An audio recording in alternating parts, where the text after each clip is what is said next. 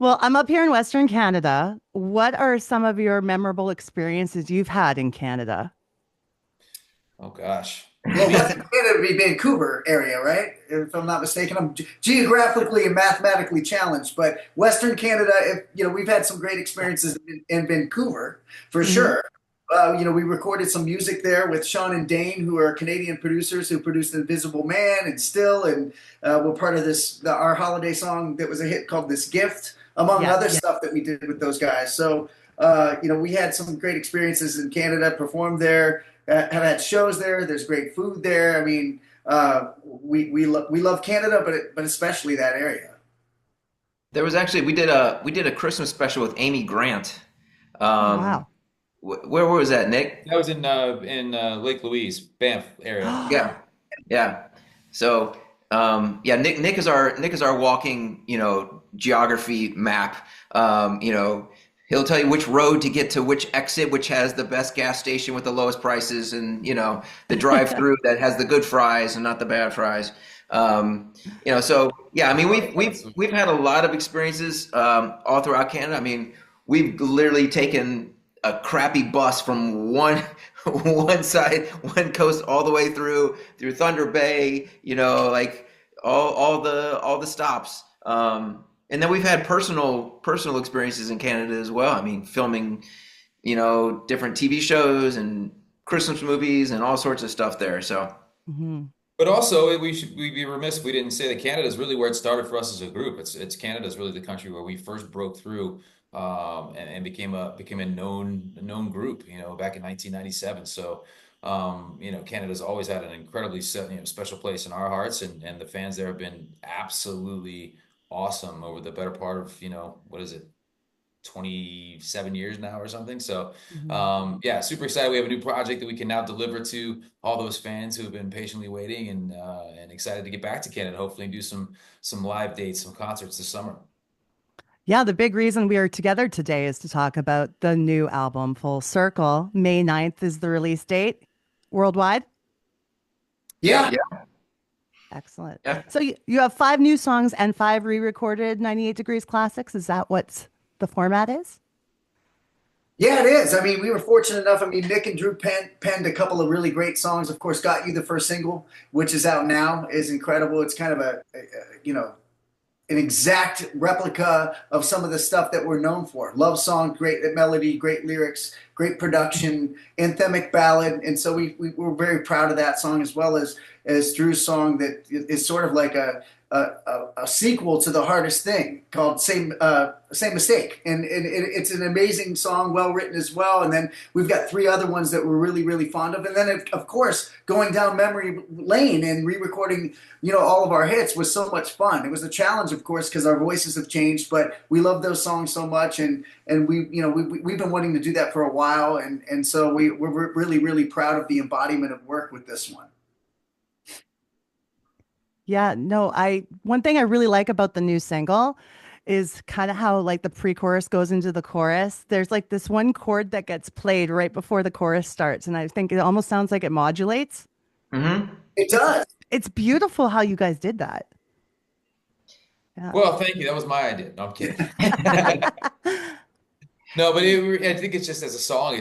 For whatever reason, I wrote it, years ago with three of the guys, and actually wrote it for a solo project. But then as soon as we were done with it, I said, "This is not a solo song at all. This just sounds like a 98-degree record." It just always did Yeah. to me.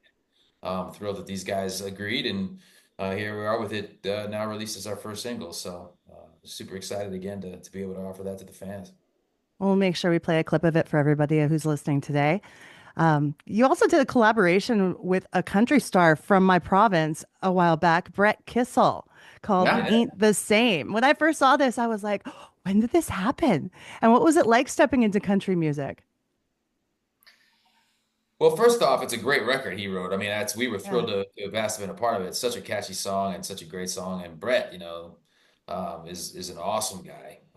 Had a great time, shooting the video, and got to perform up there in Calgary for the awards with him. Did a show with him down in Turks and Caicos together. So yeah, can't say enough great things about Brett. He's an incredible guy and a great artist, and we were just thrilled to be asked to be a part of it. I'd like to know what each of your favorite 98 Degrees deep cuts are? Like songs that you wish had become a single but never did. I can start with Mm. Drew. Oh, well, thanks. You got to start with me, so Oh, I don't even have time to think about it. I'm throwing you Um, under the bus. Sorry. yeah, no, I think there's a couple. I mean, ones that the story behind like recording them, but then once you like just think about like the song itself, um, there was a song on our first record called "Take My Breath Away," Oh, nice. um, My, which I thought yeah. that was going to be obscure, but you nailed the same one. Interesting. Sorry, man. And so to me, like that one has always been just like a beautiful song. It's another, great love song. And that kind of helped give our sound. We had Invisible Man that came out, but then Take My Breath Away was another one that kind of took us in more in that vein, but had a little bit more of an R&B vibe to it as opposed to like just like a straight pop ballad. Yeah. Hmm. Jeff, And that was a good one. I mean, look, is that that was the a one? really, really good one. I mean, there are so many that, my wife has become a fan. She wasn't a fan of ours before we got married, but she plays the songs occasionally, and you kind of don't. When you make these records, after a while, you don't listen to them anymore, the albums. But she plays them, and there's a song called "I Wasn't Over You," which is another like doom and gloom R&B ballad, and that one's really, really good too. It's got this great guitar solo in it. Nick kills it on that song. I mean, that's become one of my favorites. That is sort of an overlooked 98 degrees deep cut. Amazing. Nick?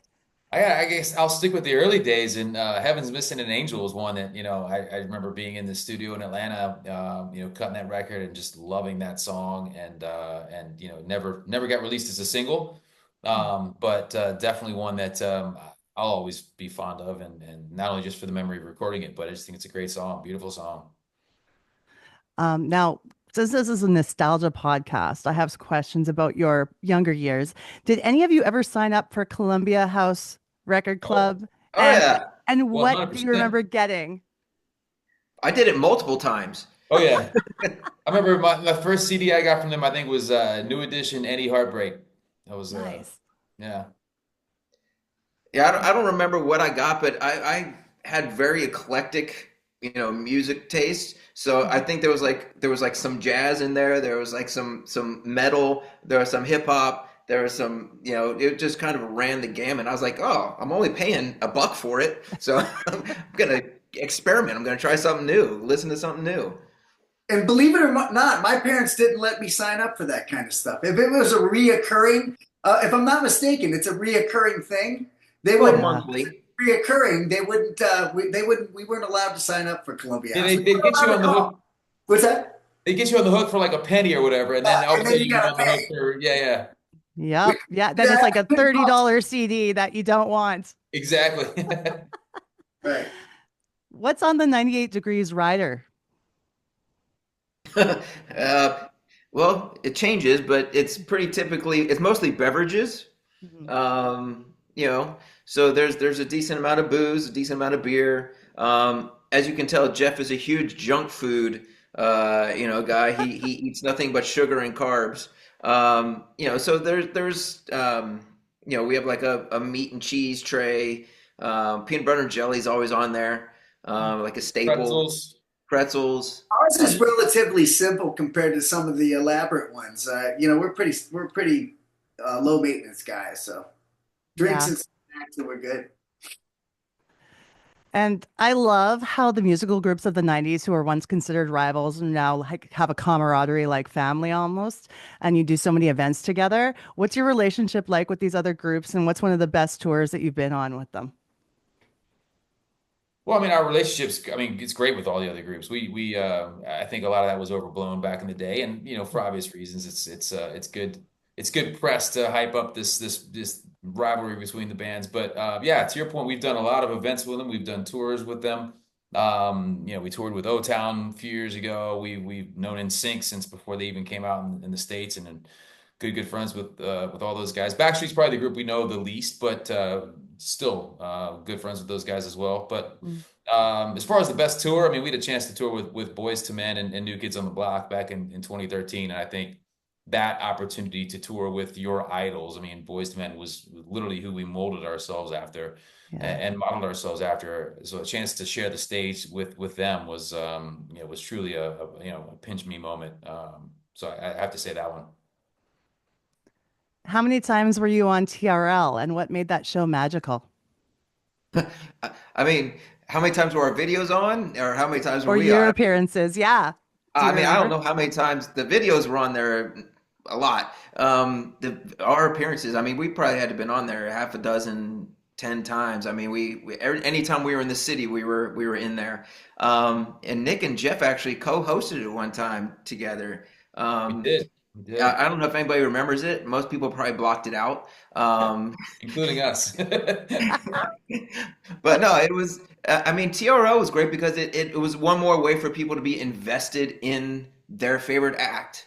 It was almost like when you would call the radio station and you would try and request the song. I mean, this was just a way that it showed your fandom, your investment in this song or this artist, which is something that I think people are kind of missing now. I mean, people miss being able to show, their allegiance towards this group versus that group, and kind of going back on what you're talking about, like the rivalry between the groups. The rivalry between the groups was so much less than the rivalry between the fan bases. Yeah. It was like you had your Backstreet table in the lunchroom, and then you had your NSYNC table in the lunchroom, and then you had your people. 98 Degrees fans kind of usually kind of were somewhere in the middle too. Like they were like, okay, we can like this one too. But if you were NSYNC, you could not like Backstreet. If you were Backstreet, you couldn't like. And so that was kind of part of what TRL was about too. It was kind of showing which fan base could support and rally for their artists. And we liked your music too because it was R&B. It had that soul to it that I think you were set apart from the other two groups in that Yeah. regard. Well, we love to hear that. I mean, look, Yeah. when we had never even heard the term boy band until we got overseas. When we started going overseas, that there was not a boy band out. I mean, I think the closest thing during our era, which was previous to us, prior to us, was New Kids. They were kind of considered a boy band. We didn't even know that. We were basing ourselves off the old Motown groups and Boys to Men, like Nick said earlier. We loved them and idolized those guys. And groups like Take Six. So we considered ourselves R&B influenced, although we're influenced by a myriad of different genres of music, including classic rock as well. But so we appreciate that, you knowing that and kind of separating us in that regard. But we're not shy about the boy band term because now it's associated with legendary acts, right? And being world famous and having a huge fan base. So, but when we first started, we were based in R&B and influenced heavily in rhythm and blues music.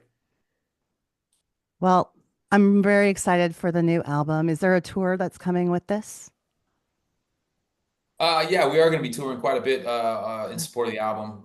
We're actually going back overseas to Southeast Asia for the first time since like 2001. So Philippines, Indonesia, Singapore, Korea, all through that territory, which was always a very, very supportive fan base for us. And then Canada is a place that we haven't really toured properly in a long, long time. But as I mentioned earlier, the first place we ever broke, and so we're excited to get back there and tour some Canadian dates this summer as well. So yeah, and in the States as well. We'll be out and touring kind of all over the place this year. All right. Well, if you make it to Edmonton, I'll definitely be there. So, Love Edmonton. Appreciate yeah. it. Yeah. Come see an Oilers game, maybe check out There you go. McDavid. There you go.